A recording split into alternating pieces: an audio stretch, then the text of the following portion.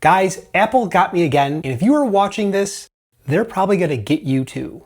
Now, it's not because the Studio Display XDR is significantly better than whatever you have on your desktop today, because it certainly is, and it's not because you need this display for some kind of advanced HDR or ProMotion workflow, because you almost certainly do not, but because of psychology. Let's get into it.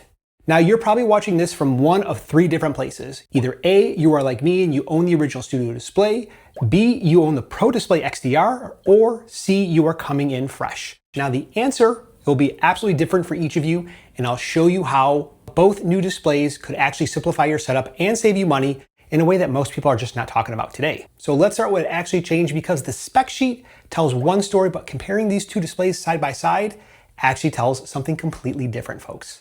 Now, on the surface, most people will balk at the $3,299 starting price, easily dismissing the cost by rationalizing that they could pick up two of the base version for the price of one Studio Display XDR. And it's really not hard to justify that because it is a lot of money. Now, at double the cost, are we really getting double the performance? Well, not really. After using this next to my Studio Display OG, which I'm going to refer to it from here on out, for the last 2 weeks, I can tell you that the difference is real. But it's not just about better brightness, it's about selectively better brightness in the places that absolutely matter. Now, that's thanks to the more than 2,300 local dimming zones on the mini LED panel. Whether you're watching HDR content on YouTube, only that part of the screen that you're watching will get brighter while the surrounding frame maintains its normal brightness. Everything else stays put. Now, maybe you're like me and you don't work in HDR, you don't watch HDR content, and you're thinking like, hey, this is really just marketing snake oil. Well, to that I would say, whether you care about HDR or not, you almost certainly care about better viewing experience, and that is what the Studio Display XDR delivers. There is a noticeable difference between 1000 nits and 600 nits at the same exact brightness setting. This means that the brightness is visibly and meaningfully different when you look at the Studio Display 2 and the Studio Display XDR side by side in everyday scenarios. Then there is ProMotion, which can dynamically adjust how fast the screen refreshes based on what's being shown on the screen. Now, the original Studio Display, the OG, and the Studio Display 2 both have a 60 Hz refresh rate where they refresh the content or the screen pixels 60 times per second, where the XDR version can refresh the screen pixels twice that amount or 120 times per second. Now, 120 Hz refresh rate does not mean that you're watching high frame rate content all the time, but it does mean that this improves the look and feel of things that you do all the time already. Navigating web pages, the entire operating system looks and feels smoother, from scrolling animations, everything in between. It just feels right. This is probably the best way to explain it. It just feels like how the operating system should look. Now, the speakers in the Studio Display 2 and the XDR version are exactly the same. You're getting 30% better bass in the same 6-speaker system. Now, let's compare the sound against the original Studio Display to see how different they actually sound.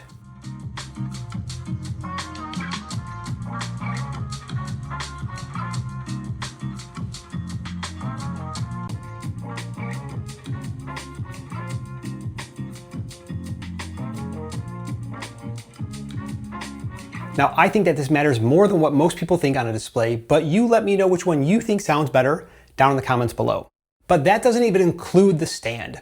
Guys, no joke, the tilt-only stand that I bought 4 years ago with my original Studio Display, and even 3 years ago with the second one that I own, is a total downgrade. If you are buying the Studio Display, don't get the tilt-only stand. It is the worst decision that you could make. I've been using my Studio Display wrong for the past 4 years because of the way that the tilt and height adjustable stand works. The Studio Display 2 starts at $15.99 with a tilt-only stand, and it's $19.99 with the height and tilt adjustable.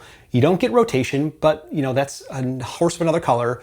It just really changes the experience because chances are that your desk is not going to be that tall and you will need to put it up, then you need to put it on a desk riser. It's just a whole series of downstream effects that you probably didn't even think about when you get the tilt-only stand.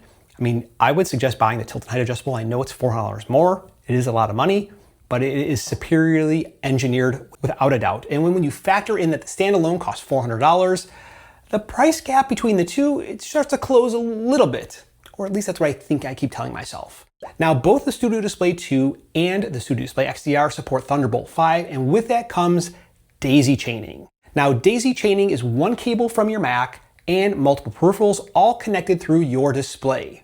You can also mix in Thunderbolt 3 and Thunderbolt 4 accessories to get similar results, but you are going to have fewer devices in the chain. I'll throw a link down into Apple's support forum page that shows all the different configurations that you can have with compatible Macs. I have a MacBook Pro M4 Max, and I've been using it with this as well as my M4 Pro Mac Mini, and it works great. So the money-saving, setup-simplifying case for Thunderbolt 5, it actually holds up, but you need to make sure that your Mac is compatible. But here's the thing that I did not expect to happen. I did not expect to go through the mental gymnastics of rationalizing keeping a $3,399 display after I told myself I didn't need it. I even said it in the first video. I'm like, I don't need this. I'm not going to keep it. I'm going to get the Studio Display 2. But the gymnastics, well, what if I do this? What if I do that? That's what we're going to talk about here in just a minute. But first, let's talk about something that nobody in the Apple world seems to be saying out loud in 2026. And that is a 27-inch 5K monitor actually even acceptable at this price point? 27-inch 5K panels are very common now, and if you're going to charge $3,299 for a display, it should be doing something different than what others have been doing standard for years. Now, some manufacturers are already shipping 6K panels at 32 inches. That's 218 pixels per inch. That's Retina quality, just like the LG 32U, which I reviewed. I'll put the link over here, but that is without HDR. Now, Apple choosing to stay at 5K is a business decision, it's a supply chain decision, and it's a margin decision. And nobody wants to say that out loud, or if they do, they're not really willing to vote with their pocketbook. Now, I recognize here I'm being a complete hypocrite, but the honest take is that $3,299 buys you the best 27-inch display that Apple has made, maybe even the best display on the market in March of 2026, but it does not buy you Apple's best display because that has been discontinued, and that's the Pro Display XDR. So after 2 weeks of living with the Studio Display XDR on my desk, it's not all about the hardware at all. It's really about buyer psychology. And I'm telling you here, the lengths that people will go to, just like myself, to justify an emotional purchase decision that they've already made. The real question isn't whether or not the Studio Display XDR is any good, because clearly it is, guys. The real question is whether it's good for you specifically, and that answer is going to depend on where you're coming from. So who should actually buy this display? If you're like me and you purchased the OG Studio Display when it launched in March of 2022, you've owned it for roughly 1,460 days. At $15.99, that works out to be about $1.10 cost of ownership per day.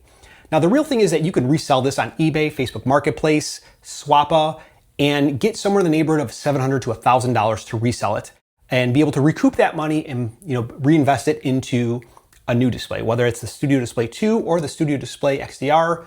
That's up to you. It's a meaningful amount of money to offset the cost, full stop.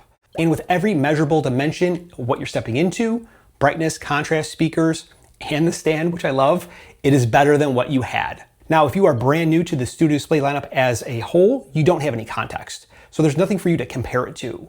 The math is going to work a little bit differently. You don't have any prior ownership, and there's no point of reference to feel and experience what is new on the Studio Display 2 and the Studio Display XDR. Without the context, the Studio Display 2, in my opinion, at $15.99 is way easier to justify because of the price point, unless the additional brightness and the mini LED panel is something that you specifically need. Now, if you're coming from the Pro Display XDR, which launched in December of 2019, that means you own it roughly for 2,550 days, depending on when you bought it.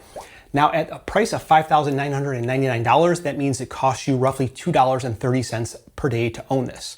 Now, the same thing with Facebook Marketplace. You can resell this. I found some ranging from $2,000, $4,000. But the real loss, that is the harder truth, and that is the loss of resolution, because you're going from a 32-inch 6K display down to a 27-inch 5K. Now, in my mind, 6K 32 inches is the sweet spot for displays right now, and that step down in screen real estate is absolutely real, and it's something that you're going to notice every day. Yes, you're getting speakers, webcam, Thunderbolt 5, all things that the Pro Display XDR never even had. But the screen size difference is something that you absolutely notice every single day. The resell offset math, I mean, those are real calculations. How can I justify keeping this on my desk? And I guarantee you that if you're watching this video, you are probably making those same calculations in your head. Tell me, I know you are. Well, that decision was made the moment that the display turned on for you. The math came only after. Whether the resale math works out in your favor depends entirely when you bought it and how much you paid for it. That is the deciding factor. Now, my wife might kill me, but I'm gonna keep it. Let's not tell her. Now for me, it's not about promotion, it's not about HDR in the truest sense of the word, it's about relative brightness in everyday use cases. The display is just easier to look at. I keep looking over here, so in case you're wondering, the display is right there. As I get closer to 50, that's not nothing. The display is crisp, it has better viewing experience than the Studio Display 2 the moment that you sit down and start using it. And that stand, you guys know I love it. It is one of the nice things that goes up and down effortlessly, and it's actually one of the things you don't hear about breaking at all, right? Like it doesn't sag, there's no kind of complaints about it. I haven't seen any, maybe you have, but you let me know. It's included in the Studio Display XDR. Now, if 32 inches matters more to your workflow than the 27-inch best XDR monitor that Apple has ever made, your answer is certainly gonna be different. It's not wrong, you're just trying to solve for something different other than I am, and that's okay. Now, drop a shamrock in the comments below if you wanna see me review the XDR monitor against my LG 32U, or if you wanna see me reviewed against something else, let me know down in the comments below. Guys, my name is Mike, and I will talk to you guys in the next one. Unless my wife finds out about the monitor, then maybe I won't. Out.